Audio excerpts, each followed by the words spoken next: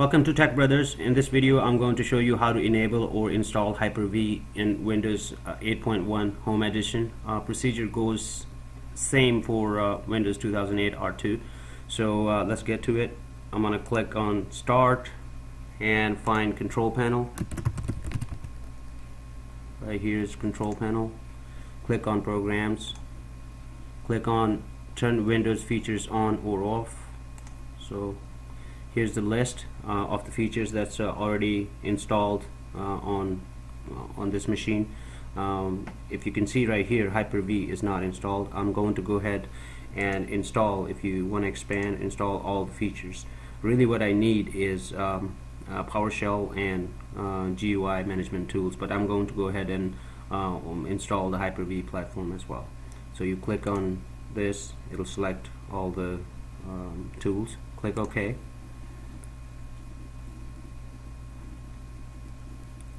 And it's applying the changes.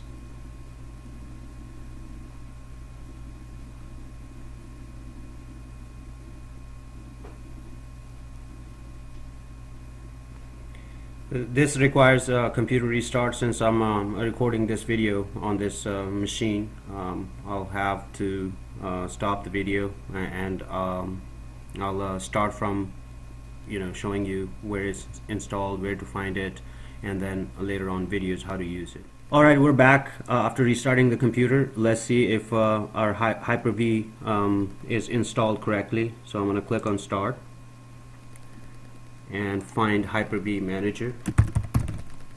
Right here is HyperV Manager. This is the GUI tool, GUI tool. That'll when you install HyperV, usually what it does is it takes the machine and think that it's a HyperV server. So you click on that. As you can see, the Dynamics AX Dev is my machine name, where I just enabled HyperV. So I'll go through some of the settings in HyperV. Right click, go to HyperV settings. You can change these settings whenever you want to. Excuse me. So the first setting is virtual hard disks. If you create some virtual hard disks, they are going to be stored in this location. You can change the location whenever you want to. I would suggest that you change the location. It should be planned. You change the location right now before you start making other VMs on that. So the next thing is that when you create the virtual machines using HyperV Manager, their VMDK will be stored right here. You can change this location as well.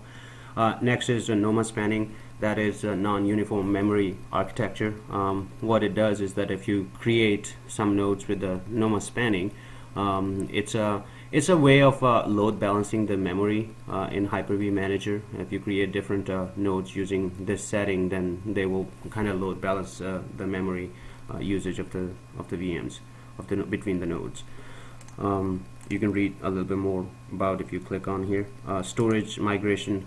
This will show you that you can specify how many storage migration can be performed at the same time simultaneously. Here right now the setting is on 2, but you can change that as well.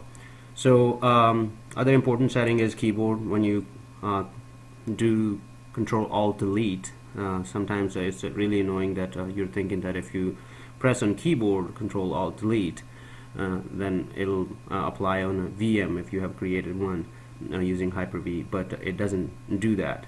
And so what you need to do is change the setting here. Same with the mouse, and these are some important settings that you might want to do before you start creating the VMs on that.